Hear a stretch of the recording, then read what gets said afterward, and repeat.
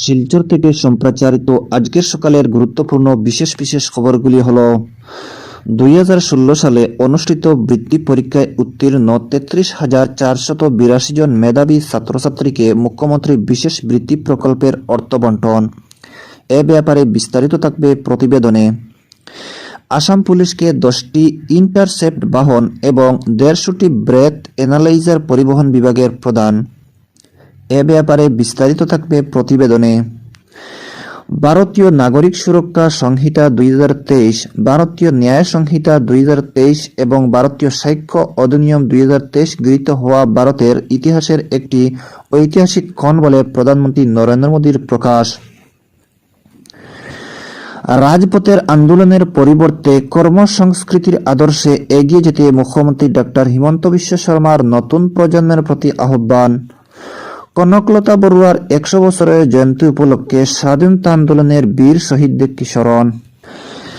এদিকে করিমগঞ্জ জেলার বিকশিত ভারত সংকল্প যাত্রার অধীনে কাল দুর্লভছড়া উন্নয়ন খণ্ডের কাজিরবাজে গ্রাম পঞ্চায়েতে বিশেষ সভা অনুষ্ঠিত হয়।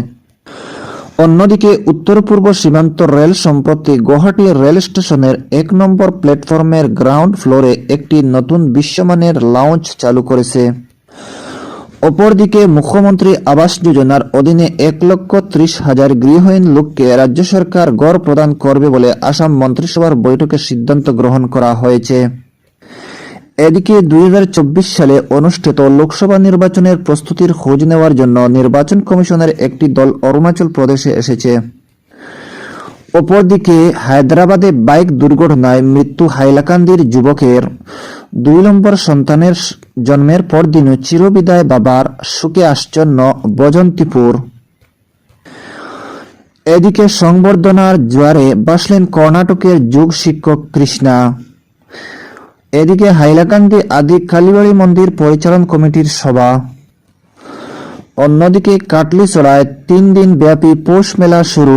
পৌষের শীতে পিঠেলিপুড়ি সোমবার আর মাটির গানে উৎসব মুখর এলাকা। এদিকে PM শ্রী মর্যাদা লাভের পর জরুরি সভা করিমগঞ্জ কেন্দ্রীয় বিদ্যালয়ে। এদিকে 5 দফা দাবিতে রন্ধন কর্মীদের বিক্ষোভে উত্তাল করিমগঞ্জ। শিক্ষামন্ত্রীকে গণস্বাক্ষর সম্বলিত স্মারকপত্র। অন্যদিকে বিকশিত ভারত সংকল্প যাত্রা 47-এর মধ্যে আত্মনির্ভর রাষ্ট্র গড়ার সংকল্প। 9 বছরের উপলব্ধি মোদীকে ফের প্রধানমন্ত্রীর আসনে বসাবে বললেন প্রত্যয়ী দীপায়ন। এদিকে ডাংকির প্রচারে শাহরুখ, ঘনিষ্ঠ শিলচরের যুবক সিনেমা প্রমোট করল SRK ওয়ারিয়ার্স। এদিকে শিলচরে ও জেলা প্রশাসন কর্মচারী সংস্থার 2 ঘণ্টার কর্মবিরতি। 29 ডিসেম্বর সর্বাত্মক অসহযোগ আন্দোলনের হুমকি। এদিকে বিভিন্ন দাবিতে রন্ধন কর্মীদের ধর্ণা, জেলা কমিশনারের মাধ্যমে শিক্ষামন্ত্রীকে স্মারকপত্র। অপরদিকে কোটি কোটি ভারতীয়র কণ্ঠ রোধ করা হচ্ছে, কেন্দ্রকে নিশানা রাহুলের। এই 146 সাংসদের দেশের কোটি কোটি মানুষের প্রতিনিধি ছিলেন, তাদের সাসপেন্ড করে সেই কোটি কোটি ভারতবাসীর কণ্ঠ রোধ করেছে কেন্দ্র।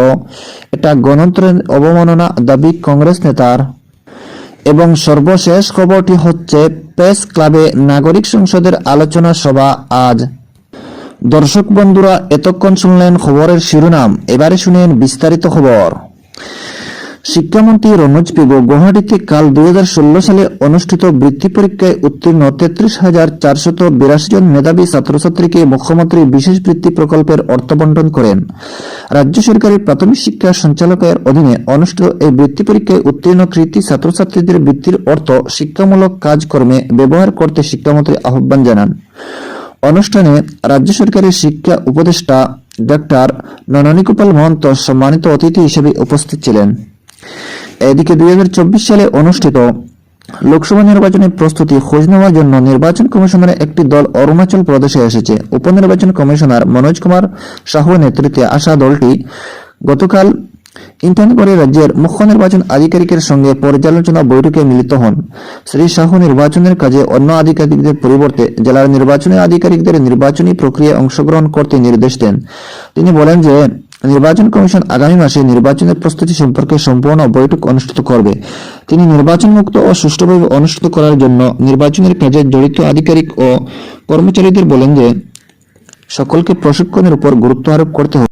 তিনি জেলাগুলিতে আইন শৃঙ্খলা পরিস্থিতির বিস্তারিত খোঁজ নেওয়ার জন্য বিধি বলবৎকারী সংস্থাগুলিকে নির্দেশ দেন। গতকালের পর্যালোচনা বৈঠকে অরুণাচল প্রদেশে মুখ্য নির্বাচনী আধিকারিক সহ রাজ্যের 25টি জেলার নির্বাচনী আধিকারিকরা উপস্থিত ছিলেন। এদিকে মুখ্যমন্ত্রী আবাস যোজনার অধীনে 1,30,000 গৃহহীন লোককে রাজ্য সরকার ঘর প্রদান করবে বলে আসাম মন্ত্রিসভার বৈঠকে সিদ্ধান্ত গ্রহণ করা হয়েছে। মুখ্যমন্ত্রী ডক্টর হিমন্ত বিশ্ব শর্মার অধ্যক্ষতায় গতকাল অনুষ্ঠিত বৈঠকে এই যোজনা রূপায়ণের ক্ষেত্রে প্রধানমন্ত্রী আবাস যোজনা গ্রামীণের পরিকাঠামো অনুসারে কাজকর্ম রূপায়ণ করার পরামর্শ দেওয়া হয়েছে। এর জন্য একজন হিতাধিকারীকে নিজের ঘর তৈরি করতে প্রত্যক্ষ লাভ হস্তান্তর দ্বারা ব্যাংক অ্যাকাউন্টে 3টি করে কিস্তিতে মোট 1,30,000 টাকা দেওয়া হবে। এছাড়া MGNরেগা হিতাধিকারীকে 95টি কর্মদিবসের জন্য বর্তমানের হারে মজুরি দেওয়ার জন্য সিদ্ধান্ত গ্রহণ করা হয়েছে। এদিকে চা বাগান এলাকায় 13,000 বাসগৃহ প্রদানের লক্ষ্য স্থির করা হয়েছে। অপরদিকে রাজ্য সরকারি পরিবহন বিভাগ কাল আসাম পুলিশকে 10টি ইন্টারসেপ্ট বাহন ও 150টি ব্রেথ এনালাইজার প্রদান করে। গুয়াহাটি উলুবাড়িতে আয়োজিত অনুষ্ঠানে পরিবহন বিভাগের মন্ত্রী পরিমল শুক্লবৈদ্য আসাম পুলিশের সঞ্চালক প্রধান জিপি সিংকে ইন্টারসেট বাহন ও ব্রেথ এনালাইজার অর্পণ করেন। এদিকে 31শে ডিসেম্বর ও 1 জানুয়ারিকে প্রতি লক্ষ্য রেখে পুলিশ সমগ্র রাজ্য জুড়ে মদ্যপান করা চালক ও যানবাহন আইন লঙ্ঘনকারীর বিরুদ্ধে অভিযান চালাবে বলে পুলিশ সঞ্চালক প্রধান জানান। এই অভিযান মাঘ বিহুর সময় চলবে বলে তিনি জানান। দুর্ঘটনামুক্ত আসাম গড়ার লক্ষ্যে এই ব্যবস্থা গ্রহণ করা হবে। উল্লেখ্য, কাছাড় জেলা সহ মোট 8টি জেলার 10টি করে ব্রেথ এনালাইজার প্রদান করা হয়। এদিকে কৃষি বিভাগ PM কিষাণ সম্মান নিধি প্রকল্পের 16 নম্বর কিস্তির অর্থ লাভের ক্ষেত্রে সহায়তা করতে কৃষকদের জন্য প্রতিটি জেলার আজ PM কিষাণ বিশেষ গ্রামসভার আয়োজন করেছে। কৃষকেরা গ্রামসভার নির্দিষ্ট স্থানগুলির বিষয়ে জানতে জেলা আয়ুক্তের কার্যালয়, জেলা কৃষি আধিকারিকের কার্যালয়, মহকুমা কৃষি আধিকারিকের কার্যালয় এবং BNOর সঙ্গে যোগাযোগ করতে পারবেন। গ্রামসভায় কৃষকদের নিজেদের আধার কার্ড, পূর্বে PM কিষাণ প্রকল্পের অধীনে অর্থ লাভ করা ব্যাংকের পাসবুক, আধার সংলগ্ন মোবাইল ফোন এবং কৃষি জমির নথিপত্র সঙ্গে নিয়ে আসতে হবে। এদিকে উত্তর পূর্ব সীমান্ত রেল সম্প্রতি গুয়াহাটি রেল স্টেশনে 1 নম্বর প্ল্যাটফর্মের গ্রাউন্ড ফ্লোরে একটি নতুন বিশ্বমানের লাউঞ্জ চালু করেছে। সীমান্ত রেলের জেনারেল ম্যানেজার চেতন কুমার শ্রীবাস্তব সহ অন্যান্য আধিকারিকদের উপস্থিতিতে এই লাউঞ্জের উদ্বোধন করা হয়েছে। উল্লেখ্য, এই নতুন লাউঞ্জ যাত্রীরা বিশ্রাম করা সহ অন্যান্য সুযোগ সুবিধা লাভ করবেন। দর্শক বন্ধুরা, আজকের সকালের গুরুত্বপূর্ণ বিশেষ খবর।